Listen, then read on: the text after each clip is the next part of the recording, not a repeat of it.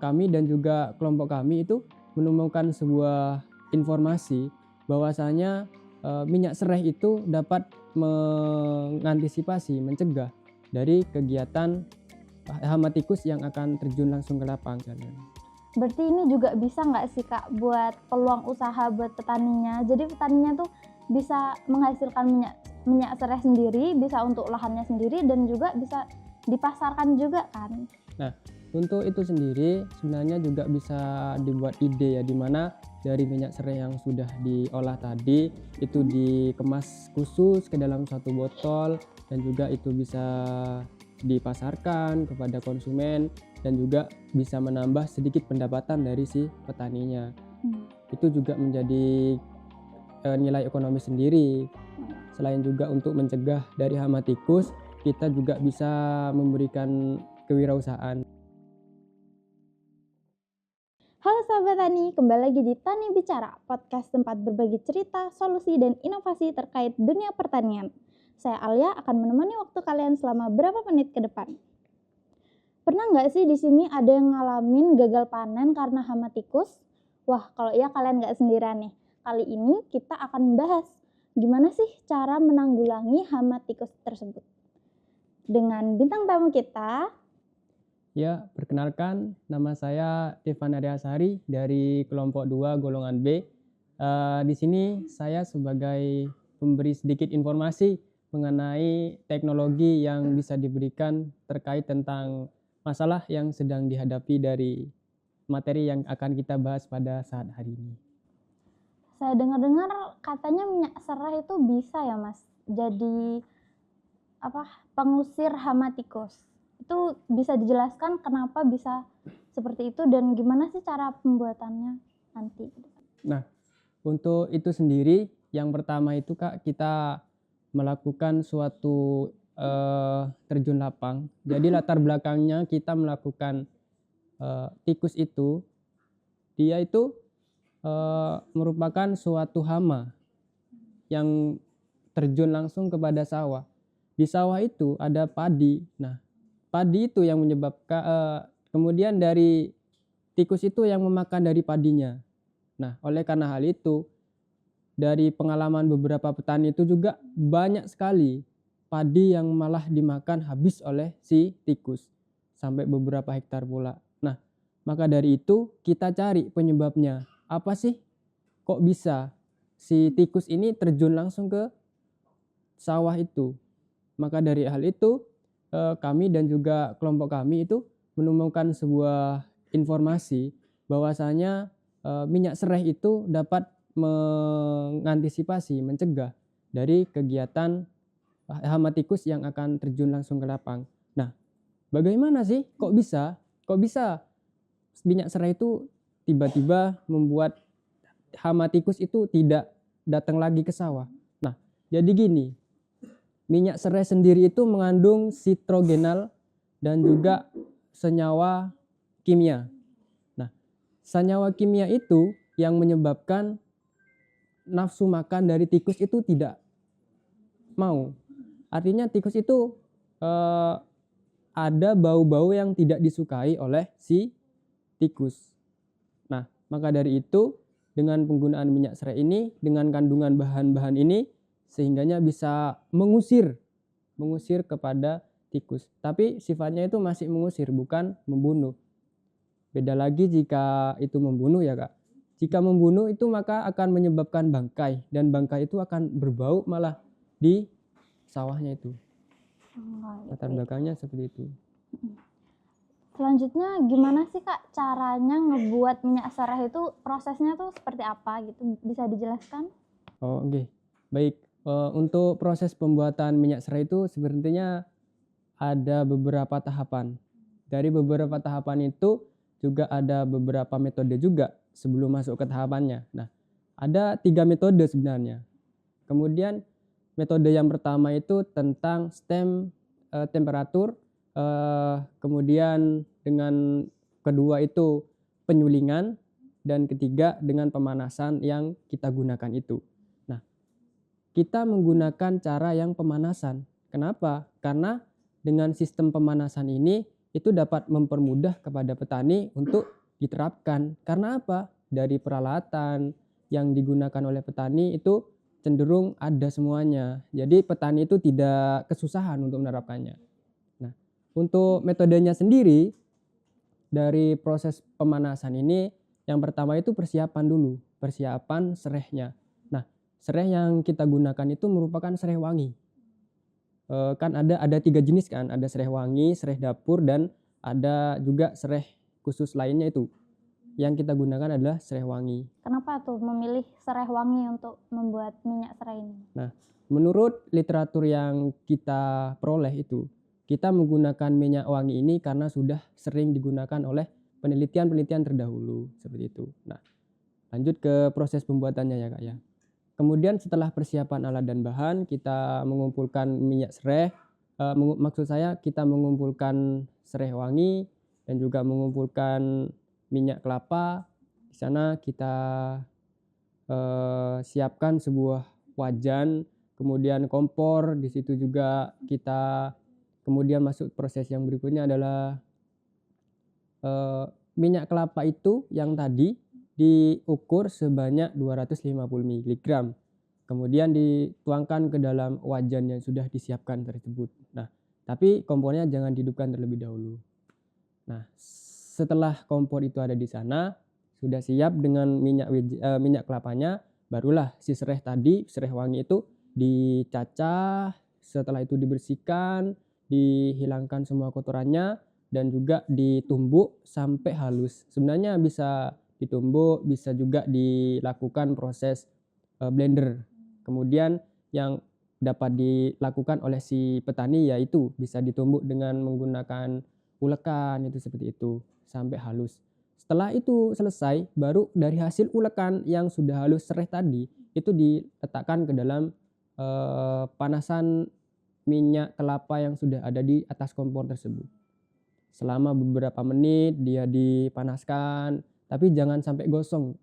Itu karena dapat berpengaruh nanti kepada hasil yang akan didapatkan, atau itu bisa berpengaruh pada cairan yang ada di dalam, seperti kandungan minyak kimianya itu bisa berkurang seperti itu. Nah, setelah dilakukan proses pemanasan selama beberapa menit, sekitar 20 sampai 30 menit, nanti kompor itu dimatikan, didiamkan beberapa menit sampai minyak serainya itu tidak terlalu panas.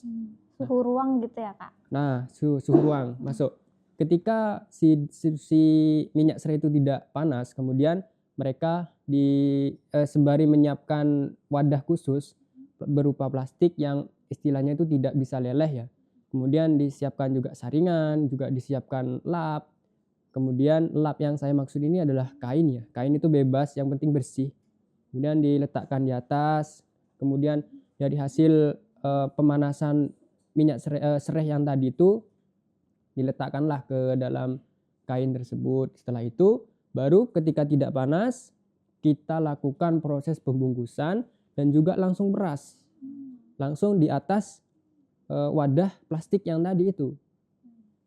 Nah, setelah diperas beberapa menit, kita lakukan semuanya sampai minyaknya keluar semua, selesai, barulah hasil dari perasan itu bisa dibuang atau dibuat pupuk bebas. Yang penting kita sudah mendapatkan minyak serainya itu tadi. Nah, dengan takaran minyak sereh yang segitu dan minyak kelapa yang seperti kakaknya sebutin tadi, itu berapa sih minyak sereh yang dihasilkan? Nah, untuk kita itu menggunakan minyak kelapanya sebanyak 200 ml. Kita juga menggunakan sereh wanginya itu sebanyak 15 tangkai. 15 tangkai itu sekitar 150 gram. Nah, setelah kita lakukan proses pengolahan dari 250 dan juga 150 gram dari sereh itu tadi, kita menghasilkan minyak sebanyak 310 ml. Artinya dari minyak kelapa yang tadi itu tetap 200 ml, kemudian dari minyak sereh sebanyak 150 gram itu kita menghasilkan minyak sebanyak 60 ml, seperti itu. Itu untuk hasilnya Kak. Itu tuh untuk mengeluarkan minyak serehnya itu apa harus menggunakan metode digoreng di minyak itu, apa nggak ada metode lain gitu untuk menghasilkan minyak Oh. serehnya? Nah, sebenarnya ada 3 metode yang barusan saya sebut. Metode yang pertama itu adalah metode penguapan, yang kedua itu pemanasan, dan yang ketiga itu ya penyulingan. Nah, untuk penguapan sendiri itu memerlukan biaya yang tidak sedikit, karena juga memerlukan alat-alat, juga memerlukan suatu ya effort yang lebih lah untuk diterapkan langsung ke dalam lahan. Kemudian untuk yang penyulingan ya juga seperti itu harus menyediakan sebuah alat yang cukup besar, kemudian ya prosesnya tidak langsung jadi, bisa itu menurut artikel yang saya baca itu bisa memakan waktu 4 sampai 7 jam untuk penyulingan sendiri. Oh, cukup lama Maka ya, Kak? cara yang paling efektif untuk diterapkan ya menggunakan pemanasan di kompor yang seperti tadi itu. Untuk penerapannya langsung ke lahan, menggunakan minyak serai ini sebenarnya kita menggunakan beberapa cara, ada 2 cara.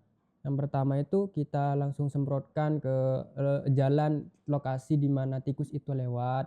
Kemudian yang kedua kita menggunakan media berupa tisu. Kemudian dari media tersebut kita lumuri menggunakan minyak serai yang sudah dibuat dan kita letakkan di dalam jalan tikus yang mau keluar itu di lubangnya. Karena yang namanya minyak serai itu kan dia mudah menguap ya, Kak. Iya, Dia mudah menguap, akhirnya dari proses penguapan itu perlu dilakukan penggantian. berapa Minimal untuk penggantiannya itu ya? 2 sampai 3 hari sekali. Itu proses penggantiannya untuk minyak serehnya yang sudah menggunakan media seperti itu. Kemudian yang menggunakan semprot ke dalam ke jalan-jalan sawah itu ya cukup secukupnya saja. 1 sampai 2 hari itu kita semprotkan lagi, yang penting masih ada aroma-aroma sereh di sana yang tidak disukai oleh si tikus tadi. Oh ya. Wah, keren banget ya inovasinya Kakak ini. Dan untuk tanaman serai kan bisa juga kan ditanam sendiri oleh petaninya. Jadi petaninya nggak usah beli gitu kan. Ya, itu juga bisa ditanam di pinggiran sawah seperti itu, yang kiranya tidak mengganggu buat jalan. Berarti ini juga bisa nggak sih Kak buat peluang usaha buat petaninya? Jadi petaninya tuh bisa menghasilkan minyak serai sendiri, bisa untuk lahannya sendiri dan juga bisa dipasarkan juga kan? Nah, untuk itu sendiri sebenarnya juga bisa dibuat ide ya, di mana dari minyak serai yang sudah diolah tadi itu dikemas khusus ke dalam satu botol dan juga itu bisa dipasarkan kepada konsumen dan juga bisa menambah sedikit pendapatan dari si petaninya. Itu juga menjadi nilai ekonomi sendiri.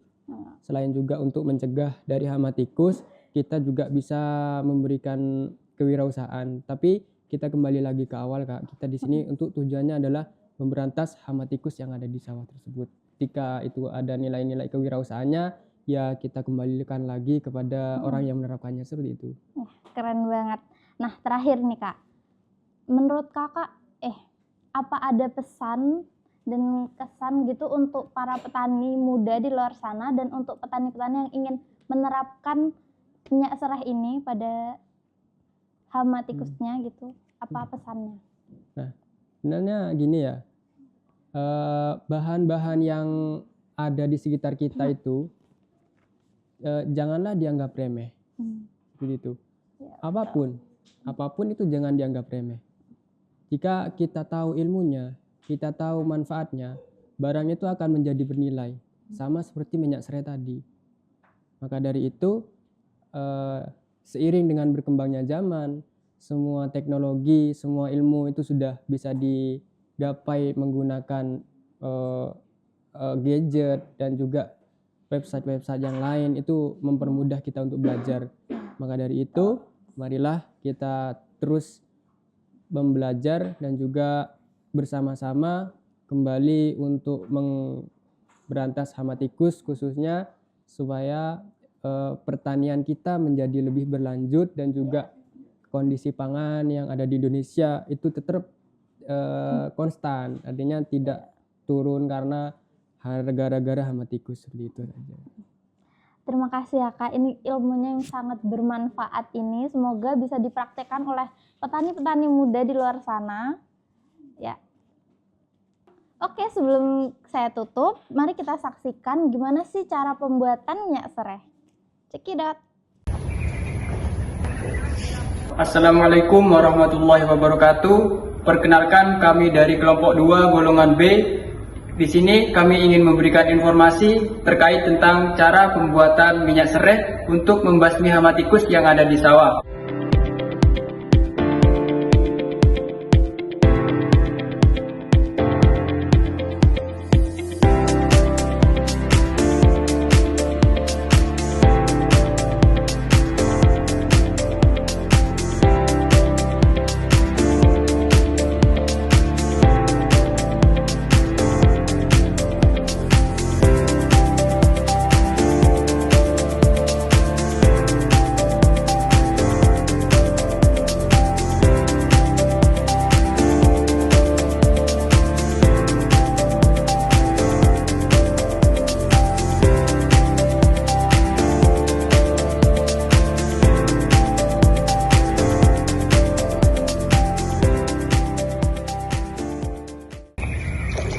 Ada beberapa cara untuk menerapkan minyak serai ke dalam pembasmian tikus.